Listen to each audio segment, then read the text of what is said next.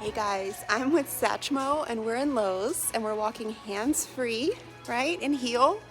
Satchmo's a funny guy. He cares a lot about sniffing and a lot about marking. His number one hobby in life is to mark. And that might get a little better when he's neutered. But for now, we walked in these front doors right there and his eyes lit up like a kid at Disney World and was like, oh my gosh, we're somewhere new. So many smells, so many places to mark. I want to mark on every corner of the store. And of course, that's not appropriate out in public. So we've got our e-collar, right? So I don't say anything. I already had him in heel. So as soon as he makes a mistake and leaves heel and tries to dart away from me to mark on the corner of anything in the store, I just tap the e-collar and he says, oh, okay, correction for breaking command, can't just mark on everything in this store. And that's what I love about e-collar training, is that I didn't have to say anything to him. So many people try to talk to their dogs way too much, and that it just goes in one ear and out the other, especially when he's in a state of mind where he's seeing all of these places to mark and he's got sniffing on his mind. He's not going to be listening to what you're trying to tell him. So the e-collar is where all of our training is. It's what I want you to use more than anything else. If you leave this program and don't ever say any words to him ever again, and you only use the e-collar, you will see success. I promise you, because this is the language that he speaks. It's the closest language we can get to speaking dog, because they don't speak English. They don't use words. They communicate to each other physically, and this is how we communicate to him physically. And it's very clear, hey, you're doing something wrong, pressure's on, you're back in command, pressure's off. It doesn't get any more clear than that. And what's even better is that we can alter the intensity. So if we're at a number that he doesn't hear or he doesn't feel, you can go up in your number, right? So we can talk to him whether he's chasing a deer or whether we need to whisper at him if he's right at our side and very calm. So we're in this beautiful heel. All right, so let's talk about our position when we're in heel. Heel means at the left side and slightly behind, right? So if he's too far ahead, how can he follow me if he can't see my leg? That's why we like to keep them behind us. Satchmo, like many dogs, likes to creep ahead and push the limit. So he'll like to creep forward an inch or two. And what I like to do in situations like that is set up a mistake because he's not paying attention, correct it, and then repeat it until he's perfect, and then I praise him. So the best way to do that is to speed up really fast and then abruptly slow down. If he shoots past my leg when I slow down because he's not paying attention, I press and hold. So he won't make the mistake now because he's tuned in with me, because I've done some engagement exercises before coming into the store. Right, but that is the best way, and it's so easy. You speed up, you slow down. If he goes past you, press and hold. Make sure your number is at something meaningful. And that is a way to keep him more focused on you than everything else around. And there's a lot of stuff going on. There's people pushing carts. There's just a lot of stuff going on, and we need to keep our dogs focused on us to have a successful outing. If they're focused on everything else, trust me, you're going to be struggling. We need to stay relevant. Good job.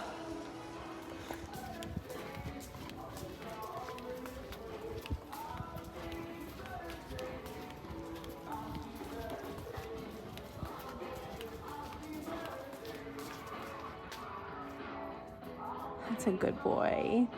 Heel.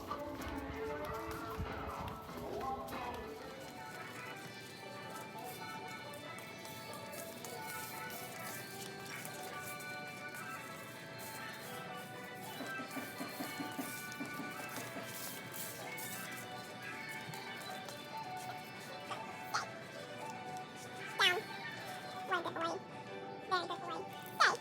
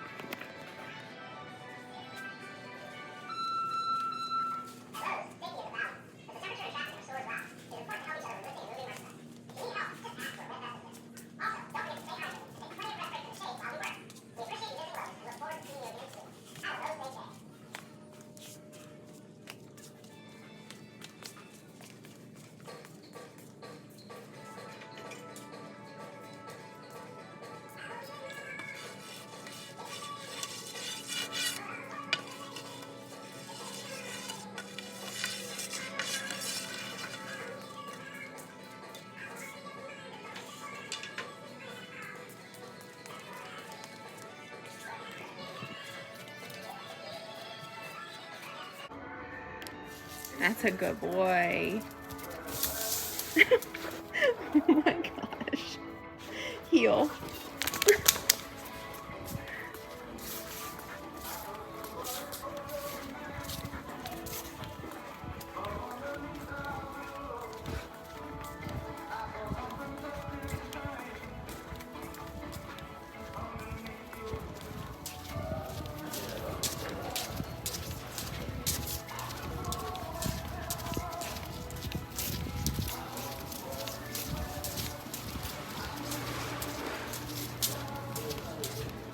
Place. Down. Nice work, Satch. Good boy. Good boy, buddy. Satch. Heel. Good boy.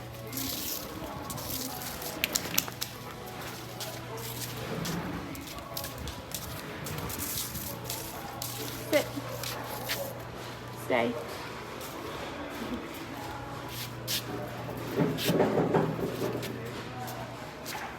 Heel.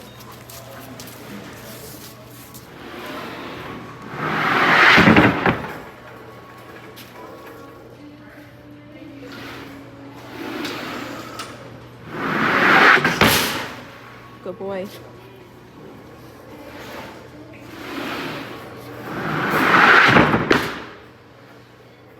Good boy.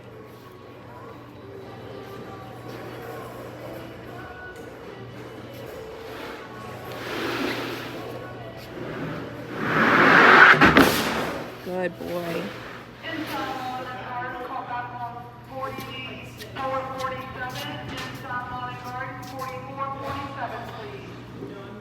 Hey guys, it's Julie, and I'm here with Satchmo in the lumber aisle in a down, and as you just saw, there was a man unloading wood panels and they were making a really loud noise, and we were one aisle over, and I had him in a downstay over there, and thank goodness I had my foot on the leash, because the first time he heard that noise he tried to run away.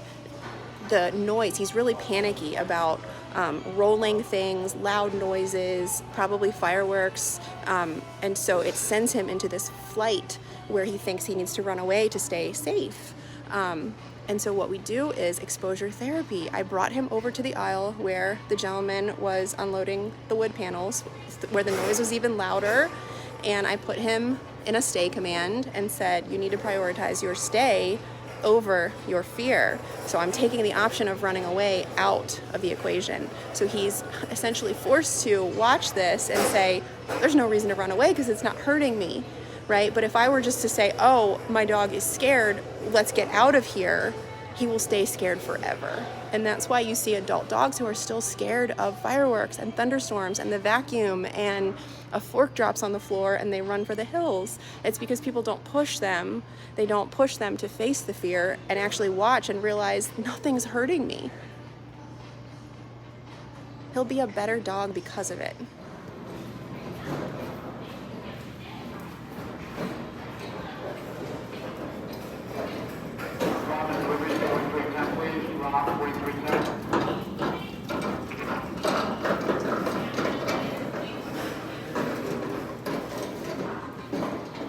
Good boy.